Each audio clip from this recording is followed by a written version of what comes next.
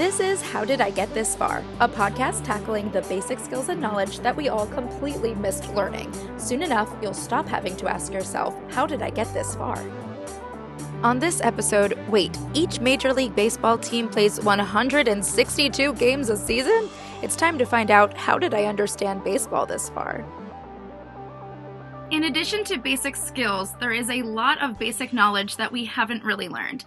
Have you ever found yourself stuck in a group conversation about something you know nothing about? Maybe it was about a sport. Well, this episode, we will cover all the bases of baseball. Speaking with me about America's national pastime is my guest, Billy Ryan. He currently works in baseball operations as a professional scout for the Atlanta Braves.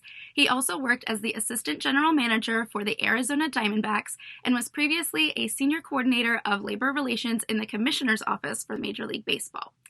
He also even played varsity baseball as a catcher at Davidson College, so he knows a bit about baseball. Billy, you are now up to bat. Welcome to the podcast. Thanks for having me. Of course. So, why baseball? What is the story behind the success that you've had with baseball? Sure, yeah. So I grew up in New England outside of Boston. So like every kid in that area grew up kind of a rabid Red Sox fan. It's become a big part of the culture. And my dad played in college, and so it's always been a big part of my life. I grew up playing Little League and kept that going through high school, and then was able to go on and play in college. And it's always been a big part of my life. It's always been something I'm passionate about. And I had aspirations of playing professionally at one point, and once I realized that wasn't probably going to work out for me, I had to figure out another way to maybe stay in the game, and that's sort of the path I've been on ever since. So it was without a question you needed to work in baseball. It was a matter of what you were going to do in baseball. Yeah, it was certainly something I had to give it a shot. There's a lot of competition. There's a lot of people that would love to work in the game, and you kind of have to earn your stripes and get in there however you can, and internships and entry-level things. And I was fortunate that it's worked out to this point. That's great. Well, congrats still on your success in baseball. Yeah, but it makes sense that you say, a lot of people want to work in baseball or especially be a player. I was actually watching a game the other day to try to, get myself ready for this interview. One of the players goes up to bat and my dad says, do you know that player makes like $33 million a year? And then he strikes out. He gets 3 strikes where he misses the ball and therefore he has done absolutely nothing for the game. And yet he is making millions and millions of dollars. So I'm like, Dad, why? He's like, well, the normal average is you only hit about 30% of the balls thrown at you. And he's like, yeah, it's one of the only occupations where if you do 30% of your job right, you make millions of dollars.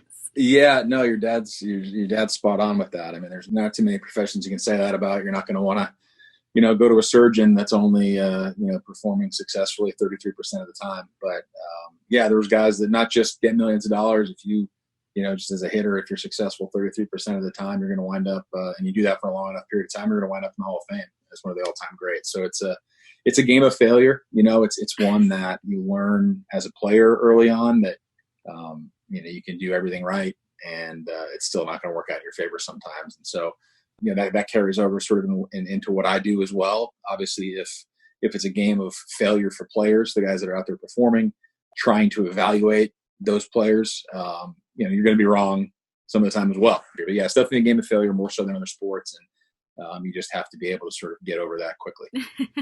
All right. Well, we'll definitely be going more into the details of stats and what it's like being in the MLB. But we'll start with just seeing where my knowledge is at. That pretty much covered it, what I just said with that one statistic. So what are some questions that you have for me to see where my knowledge on baseball is so far? Okay. So I wanted to keep this relatively basic and focused around the structure of the league, so to speak. So there are 2 different leagues within Major League Baseball. Can you name either of them? So I'm going to use the one thing I know about football, that there's like the National and the American leagues, something. That is correct. So it's the American League and the National League. You're right. Wow. Ooh, I feel good now. I think you're sandbagging me a little bit on that one. But yeah, you're right. American League and the National League. And so then the follow-up question to that is, what is the biggest difference between those 2 leagues? So again, I'm going to use my same one thing I know about football and assume that it's just the teams are split in half of all the different states. I don't know how they're divided. I think somebody just picked it out of a jar, like put all the names in a jar and then just was like, okay, this is the American and this is the National. Have fun. Right. Yeah. Not quite, but there are the American League and the National League both are sort of dispersed geographically. So they're coast to coast.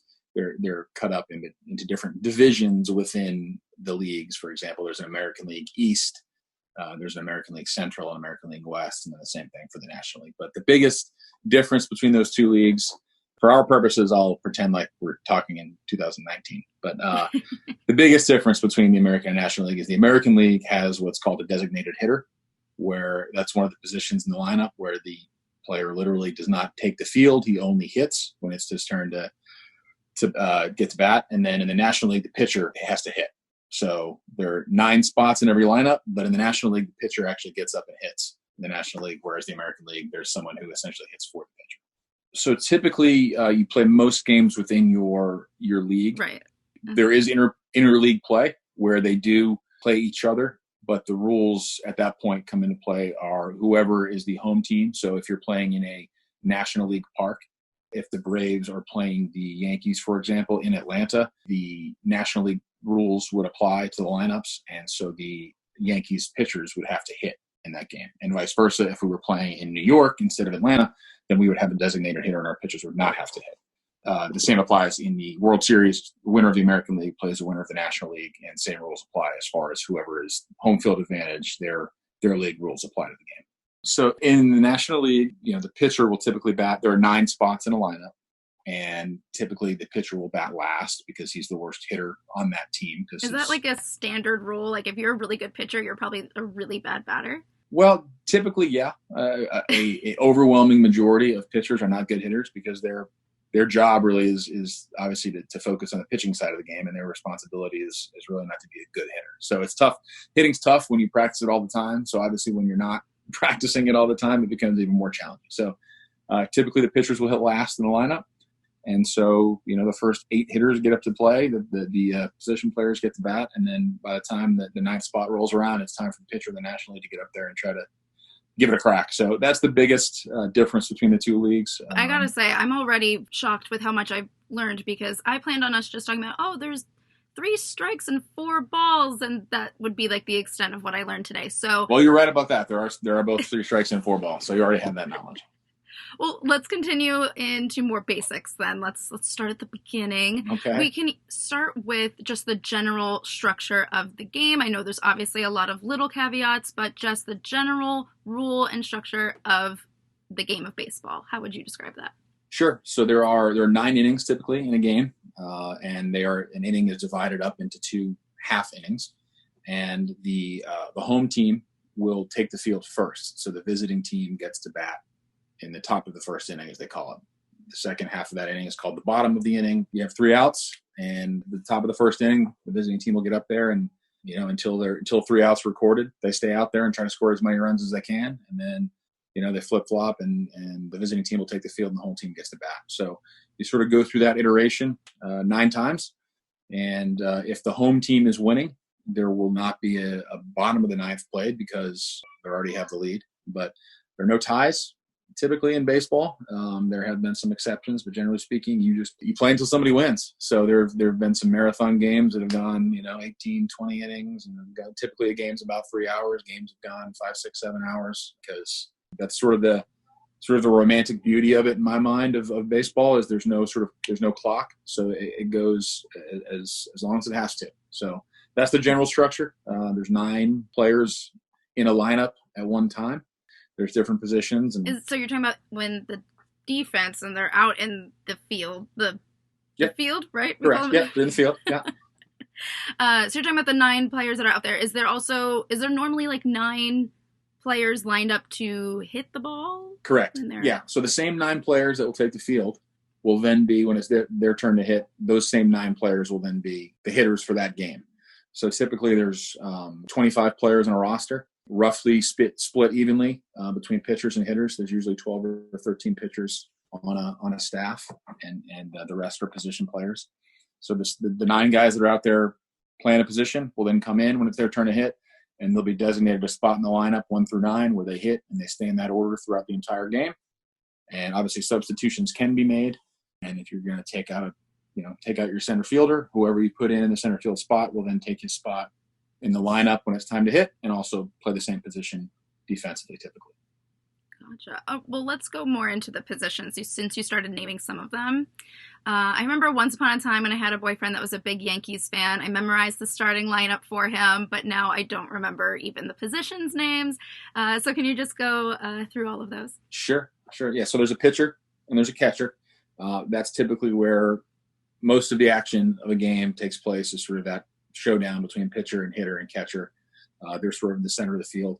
And then going sort of counterclockwise, right to left, it's first base, second base, shortstop, and third base on the infield.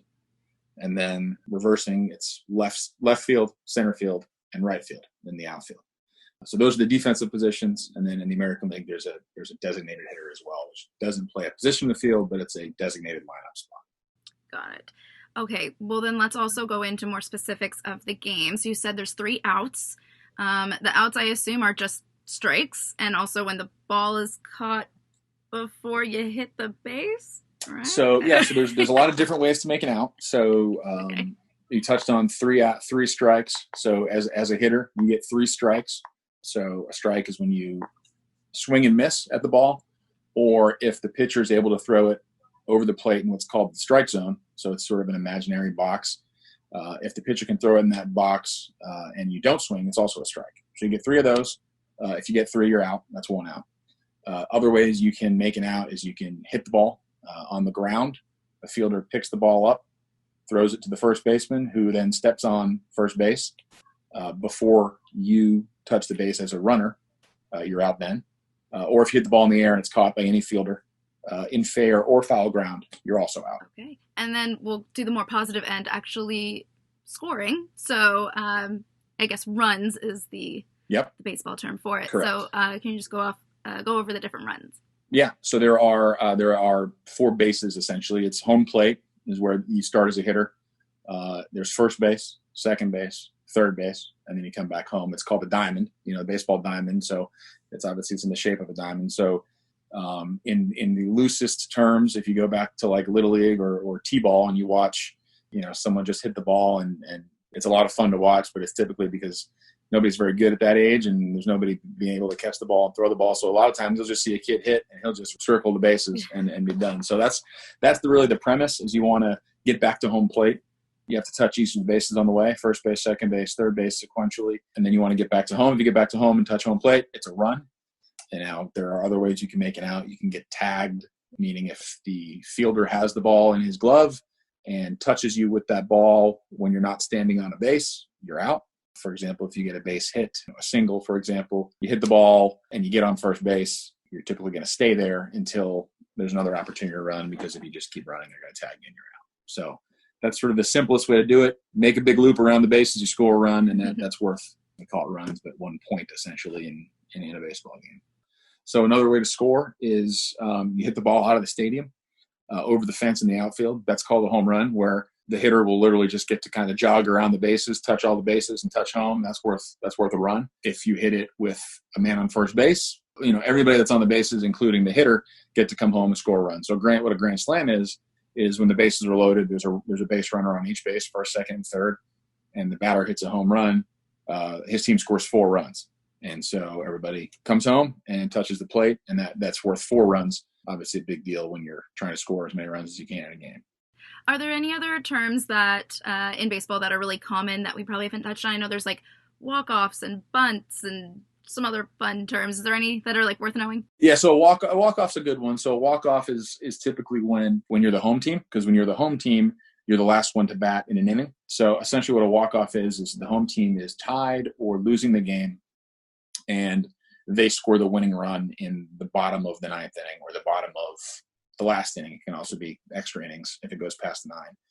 So like a walk-off home run, for example, if it's a tie game, home team hits a home run in the bottom of the inning, game's over, they win. So it's literally kind of a walk-off, and then they say that because everybody walks off the field when it's over. So it's just essentially a game-winning hit.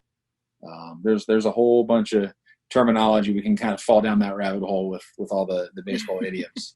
we'll keep doing the basics, but it's good to know that there is a second episode here. Okay, I want to go a little bit over pitches. I've always found it very distracting when you see the umpire doing the little hand gesture and like the secret language with the pitcher. And I'm just like, when do they learn this? When do they decide these pitches? How do they know? Sure. The traditional pitches that a pitcher will use will be a fastball, which is typically just a straight. To oversimplify it, it's a ball he throws straight, more or less, and he tends to try to throw it as hard as he can. There's a breaking ball, which can be a curveball or a slider, and they both essentially have a little bend to them. So the way in which the pitcher holds the ball in his fingers and the way in which he sort of cocks his wrist and releases the ball, the spin of that ball and the velocity of it tends to make the ball move a little bit more. And then there's a changeup, which is essentially just a slower version of the fastball. And it does have a little bit of typically downward movement to it. Gravity takes over a little bit because you're not throwing it quite as fast. And that's sort of the big premise of the changeup, is to sort of disrupt the hitter's timing. So if he's looking for a faster pitch and it's slower, he's going to be out in front of it and his timing will be off. So those are the very basic pitches that you'll tend to see. There's a whole bunch more that guys can throw. The name of the game for the pitcher is to get the batter out. And a lot of that is either having him swing and miss or being able to throw enough strikes exactly where you want to, where it's going to be difficult for him to hit it. And then I guess the umpire's role in that equation is he stands behind the hitter and behind the catcher, and it's his judgment of whether that ball is a strike or a ball. Oh yeah, I totally meant to say catcher when I said umpire. So okay, that's on me. Okay. Yeah, so the catcher signals. Typically, you'll see that when there's a runner on second base. So the runner on second base is located directly behind the pitcher, and he's staring directly into home plate. So he can see the catcher and the hitter. And so typically the catcher will give signals. Traditionally, it's sort of, he puts down one finger, it's a fastball. He puts down number 2 or number 3, it's usually a breaking ball. And you see, if you ever see somebody sort of wiggle 4 fingers, that's sort of the sign for a changeup. So you can imagine if you're the runner at second base standing directly behind the pitcher, you can see everything the pitcher's seeing. So it would be easy to sort of relay that. He goes, hey, he put number 1, here comes a fastball to the hitter, and the hitter has a huge advantage. So which would be called sign stealing. Oh, so it's not allowed. You're not allowed to. Well, it's sort of a little bit of, there's been some controversy lately in the game about using some other methods to maybe steal those signs, some technology. But typically stealing signs in the game as a base runner, it's a little bit of gamesmanship. And it's sort of understood that the guy behind you is going to try to steal your sign. So that's why you'll typically see, if there's a runner on second, the catcher will use a series of signs. So he'll put down 4, 5, 6 different numbers or signs, and there's some indicator or sequence where the pitcher knows what he's putting down and the runner doesn't. So it's all to disguise, their intent, their strategy to try to get the next pitch past the hitter. Ooh, there's some drama there I didn't know about. Cool. Well, let's switch over into professional baseball. I feel like a lot of this is coming from professional baseball, so we'll dive into that. Earlier, I introduced you that you had worked at the commissioner's office. I actually have no idea what that is. I just know that's like the big office for Major League Baseball. So what is that? Yeah, so the commissioner's office is essentially the governing body for Major League Baseball. It is quite literally the commissioner's, it's the office of the commissioner technically, but it's quite literally his office. And then he has a whole bunch of people that work for him in different departments that essentially keep the game running. They do a whole bunch of things, setting the schedule, determining the rules, making sure that people are in compliance with the rules. And it has typical departments in it as well, everything from HR to finance to legal. But, obviously that's more of the business side of the game that sort of go into getting the guys on the field that you watch on TV every night. You had mentioned that they also take care of the schedule. So I know the big goal is to win the World Series, which I don't really understand because it's just within America, but you can touch on that if you want. What exactly does a typical season look like? Yeah, no, it's a great point that you call it the World Series, and some people think that's a little arrogant of Major League Baseball to term it that. But yeah, so a season is typically 162 games. So it's, at least to my knowledge, the longest season in professional sports. It typically starts spring training, which is sort of the preseason portion of the season. When guys get ready and prepare for the season. That typically starts in February, and then that will last about 6 weeks and takes you right up until usually the 1st of April is usually when the season will start. and it runs all the way through September. So that's 162 games of regular season, at which point the postseason or the playoffs start. And so the teams that qualify for the playoffs, so it's traditionally the winners of each division, as we talked about. So in the American League, you have the American League East, Central, and West. And you have the same thing in the National League. So those 6 division winners. And then relatively recently in the game history, there's what's called a wild card, which is essentially the best record of a team that did not win its division. That's sort of another way to kind of get into the playoffs. And then that's been expanded in the last couple of years to include 2 wild card teams. So it's essentially the 2 best teams that don't win their division. The postseason starts with a series of games between 2 teams that match up. It starts with a 5-game series. First to 3 wins the series and advances. And then it eventually progresses to a 7-game series. So you'll probably hear this here, Game 7 of the World Series. So the League Championship Series and the World Series are both 7 games, and they alternate sites, who's hosting the game, who's home, who's away. And the first team to win 4 games in that series is crowned the winner. So if you win 4 games in the World Series, you are the World Series champion, and you get to hoist that big trophy over your head, which is what it's all about. That's a lot of games. That's not per team? That's like total, right? It's 162 games per team. Wow, that's a lot. Yeah, so every team plays 162 games. The thing that I like about the length of the season, I suppose, is that compared to some other sports where if you get on a good 4 or 5 game stretch in football, that's a quarter of your season. And so that can really, swing the pendulum in your favor. And maybe a team that's maybe not so good on paper, so to speak, maybe wasn't expected to perform so well. They just kind of get hot for a little period of time, and all of a sudden they wind up going to the playoffs. Whereas it's a lot harder to do that in baseball. You just have to get through a lot more games. So the cream tends to rise to the top, as they say, and I think baseball holds that true just because of the length of the season. Yeah. Okay, well, in order to get there, obviously the players need to be pretty good. So I'd love to talk about what it is that, as a pro scout, what it is that you look for. So what are, I guess, typical statistics that you're looking for that, are a sign that you're about to get a really great player?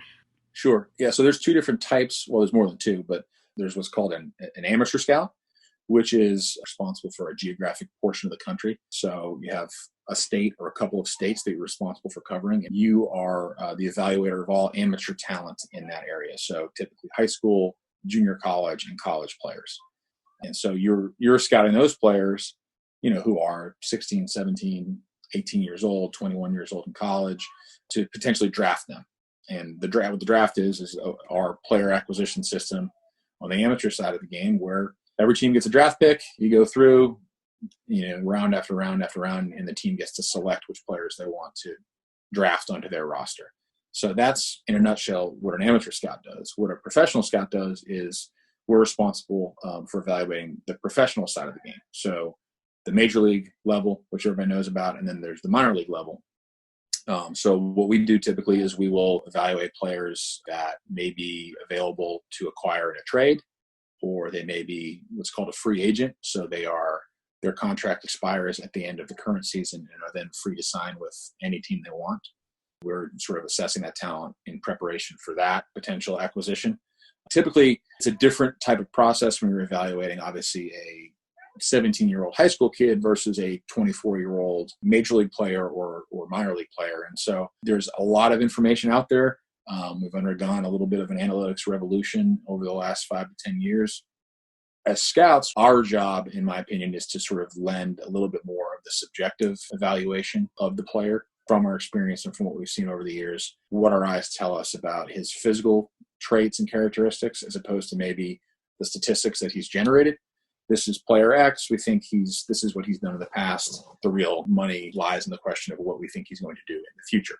So obviously the best indicator of future performance is, future behavior is past performance. So the traditional statistics that you see the back of the baseball card is, so to speak, statistics that I grew up in as a kid: batting average, home runs, RBIs, things of that nature. They've been devalued over the last decade plus. So you look at things like mechanics, how their body moves throughout the process of, if it's a pitcher, through his delivery, if it's a hitter, his swing path, things like that. So you look at things like physical strength and speed and size and agility. And, another thing that I love about baseball that separates it from some other sports, typically speaking, if you're big and fast and strong, you got a pretty good chance of being a pretty good football player.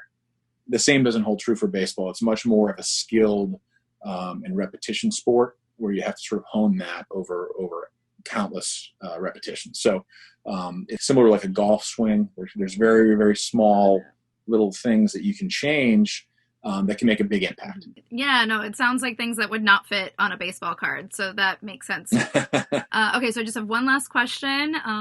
But since we are talking about the success and stats and things like that, what are some iconic or legendary players? Maybe they've had an impact on you, or just players that if we're stuck in a conversation and we like drop this person's name, then we sound like we know something. Yeah, no, that's a good question. So I'd say probably the biggest name in the history of the game is Babe Ruth. Right. So he's probably the most well-known player in the history of baseball, and he was notoriously traded from the Boston Red Sox, which is where he started, to their rival, the New York Yankees, over 100 years ago, and then went on to was already a very good player, but then went on to become just a complete legendary hero of the game, and was for a long time the all-time home run leader. And as I know this as a New England native, the curse of the Bambino is what they called it, because the Bambino was one of Babe Ruth's nicknames. The Yankees went on to win a whole bunch of World Series, and the Red Sox did not win one for a long, long period of time after trading Babe Ruth. So that's a little bit of the history and the lore of the game. Babe Ruth's probably the biggest name. I grew up in Boston. My dad's favorite player was Ted Williams. So I was always a big Ted Williams fan, one of the greatest hitters of all time. Obviously here in Atlanta, another one of my favorites, and has an incredible impact socially as well as just to the history of being a tremendous player, is Hank Aaron. Hank Aaron actually went on to break Babe Ruth's home run record, finished with 755 home runs, did so as an African-American man at a time of sort of social unrest, so has a lot of historic and cultural significance as well for it.